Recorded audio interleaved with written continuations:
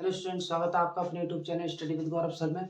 यदि आप भी 10th क्लास के स्टूडेंट्स हैं और अभी तक आपने साइंस की तैयारी नहीं की है या आपको कोई चैनल ऐसा नहीं मिल पाया है जो आपको इम्पोर्टेंट क्वेश्चंस करा सके, तो इस चैनल को सब्सक्राइब कीजिए, लाइक करिए और देखिए हमारे साथ वीडियो में बने रहिए। इसमें हम आपको बताने वाले हैं चैप्टर फर्स्ट जो साइंस का है आपका, वो है रासायनिक अभिक्रिया एवं समीकरण। तो रासायनिक अभिक्रिया एवं समीकरण में इसमें जो मेन टॉपिक है, महत्वपूर्ण क्वेश्चन है, वो आज आपको हम कराएंगे। इस वीडियो में आपको बताने वाले हैं जो मेन रिएक्शंस हैं, मेन अभिक्रिया हैं, इसमें कौन कौन सी अभिक्रिया इंपॉर्टेंट है और बोर्ड परीक्षा 2026 में आने वाले के लिए बहुत ही ज़्यादा इंपॉर्टेंट है। तो देखो, इसमें है पहली अभिक्रिया है संयोजन अभिक्रिया। संयोजन अभिक्रिया बोर्ड एग्जाम में स्टूडेंट बहुत पूछी जाती है और आज हम आपको इस चैनल के माध्यम से ये सभी अभिक्रियाएं जो इम्पोर्टेंट है वो कराएंगे। तो देखिए, इसमें है संयोजन अभिक्रिया। संयोजन अभिक्रिया का मतलब होता है, संयोजन का मतलब होता है जुड़ना। संयोजन का मतलब होता है जुड़ना। तो हम किस प्रकार से अभिक्रिया में जुड़े, अभिक्रिया को किस प्रकार से जोड़ें, आपको इसमें बताया जाएगा कि वह अभिक्रिया जिसमें दो या दो से अधिक पदार्थ, वह अभिक्रिया जिसमें दो या दो से अधिक पदार्थ आपस में जुड़ करके एक नया उत्पाद बनाते हैं, ऐसी अभिक्रिया को हम क्या कहते हैं? संयोजन अभिक्रिया कहते हैं। जैसे देखिए, इसमें एग्जाम्पल है, जब सोडियम की क्रिया, यानी सोडियम धातु जो है हमारा, उसकी क्रिया हम किससे कराते हैं? क्लोरीन से कराते हैं, तब सोडियम क्लोराइड प्राप्त होता है। तो यहाँ पे क्या करना है हमको? सोडियम की क्रिया क्लोरीन से करा देनी है। Na का सूत्र जो है, Na वो है सोडियम का, तो Na के हमने दो अणु लिए और हमने क्लोरीन से क्रिया करा दी Cl2 से। तो जब Na की क्रिया क्लोरीन से कराते हैं तो क्या प्राप्त होता है?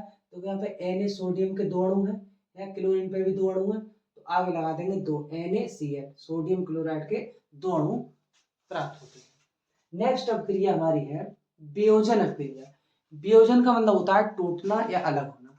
तो वियोजन अभिक्रिया के अंतर्गत हम पढ़ेंगे, जब कोई एकल पदार्थ, कोई एक पदार्थ टूटा और उससे बहुत सारे छोटे छोटे पदार्थ बने, ऐसी अभिक्रिया को हम क्या कहते हैं? वियोजन अभिक्रिया कहते हैं। तो देखिए, जैसे हम वियोजन अभिक्रिया के अंतर्गत पढ़ेंगे, वह अभिक्रिया जिसमें कोई पदार्थ वियोजित होकर, वियोजित का मतलब टूट करके, गर्म होकर के क्या करता है? छोटे छोटे सरल यौगिक बनाता है, वियोजन अभिक्रिया कहलाती है। ऐसी अभिक्रिया जिसमें कोई पदार्थ, एकल पदार्थ टूटकर अपने छोटे छोटे खंडों में विभाजित हो जाता है, ऐसी अभिक्रिया को वियोजन अभिक्रिया कहते हैं। जैसे देखिए, कैल्शियम कार्बोनेट, कैल्शियम कार्बोनेट का सूत्र क्या है? CaCO3, calcium carbonate.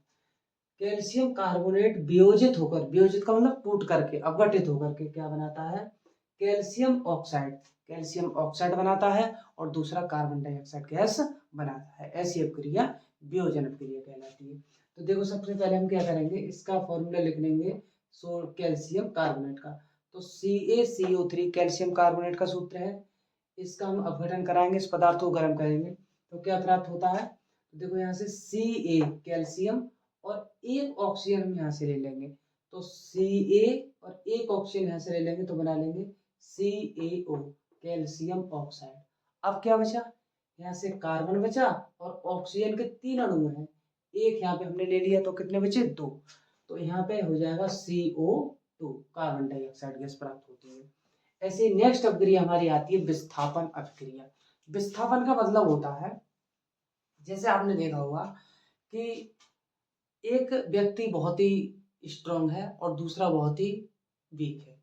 तो जो वीक वाला है, अगर वीक वाला कहीं रहता है ना, किसी घर, अपने घर में रहता है, तो जो स्ट्रांग वाला जो मॉलिक्यूल है वो उसको हटा देता है। अर्थात जो ताकतवर व्यक्ति होता है, वो जो कम ताकतवर वाला व्यक्ति है उसको भगा देता है या मारता है।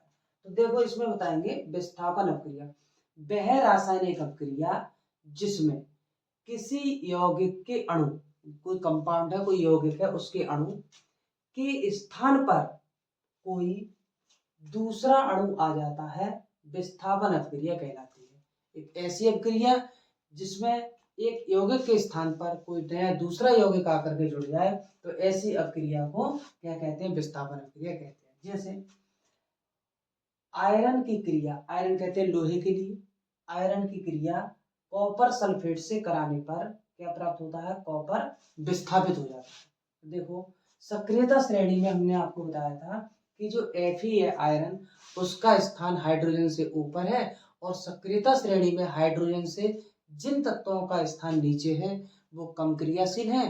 तो कॉपर जो है वो हाइड्रोजन से नीचे है, तो इसलिए इसे कॉपर है।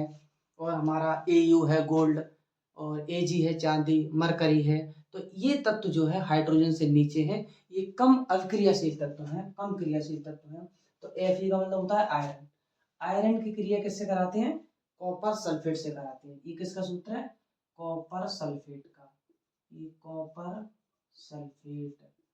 जब आयरन की क्रिया, Fe का मतलब आयरन, जब आयरन की क्रिया कॉपर सल्फेट से कराते हैं तो यहाँ से देखो जो Cu है हमारा वो अलग हो जाता है, विस्थापित हो जाता है। तो यहाँ से हमने Cu को अलग कर दिया। अब Cu के स्थान पर ये जो Fe है वो आकर के जुड़ जाता है, तो क्या बनाता है ये FeSO4। देखो Fe तो यहाँ से और SO4 यहाँ से, ये सूत्र बन गया आपका आयरन सल्फेट का, आयरन सल्फेट। ये तीनों क्रियाएं जो इम्पोर्टेंट थी वो आपको हमने इस वीडियो के माध्यम से आपको कराई। देखिए अगर आप पर किसी भी सब्जेक्ट के नोट्स नहीं है तो नोट्स के लिए हमारे चैनल को सब्सक्राइब कीजिए।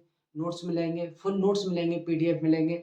और यदि आप पर कोई क्वेश्चन नहीं आता है तो एक प्यारा सा कमेंट करके बता दीजिए कि सर ये क्वेश्चन नहीं हो रहा है किसी भी सब्जेक्ट में 10th क्लास में, तो आपको उसका सॉल्यूशन नेक्स्ट 2 या 3 आवर में मिल जाएगा आपको।